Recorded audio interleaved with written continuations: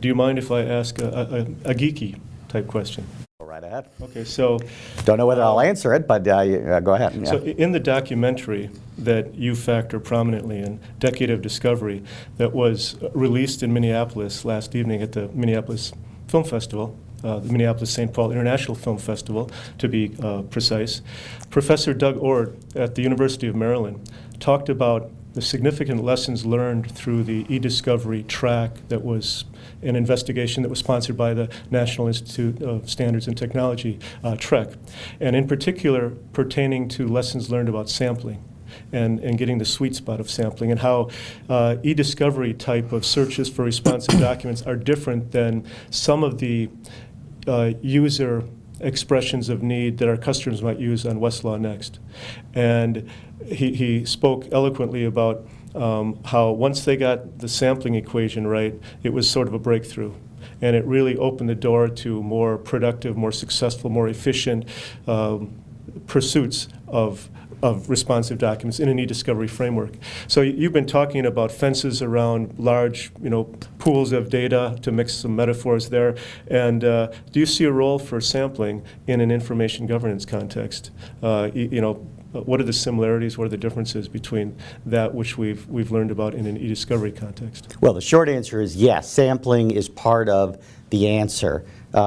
You can't read every object. You can't look at every object with your own two eyes. You need software to be out there looking at a document space, and then we need to sample portions of it for whatever retrieval task we have.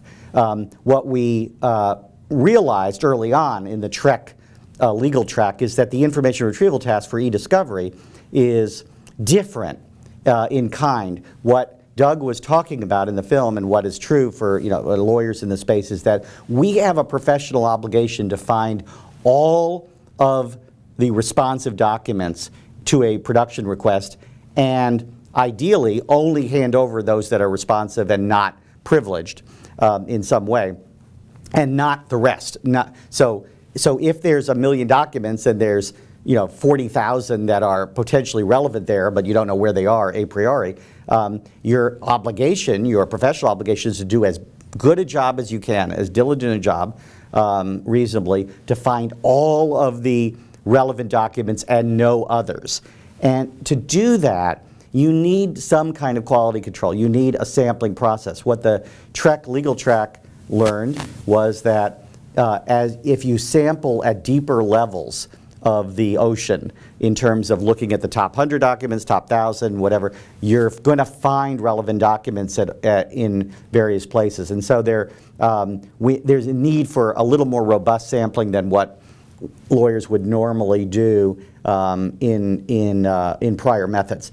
The information governance play of sampling is similar. I think of it as just as a quality control. That is, whatever task you're using in terms of categorizing data, you can't look at everything. You need to look at portions of it. You need to have an iterative process with sampling and design the sample in ways that I don't know as a lawyer, but with your background in computer science and statistics work. And so, very few lawyers can really explain confidence intervals and figure out what the values are. A lot of us pretend that we know it. But, every lawyer should actually take a statistics course and figure out what basic concepts are, because it's increasingly important, especially in e-discovery, to know what a confidence interval is and what it means, what 95% accuracy means.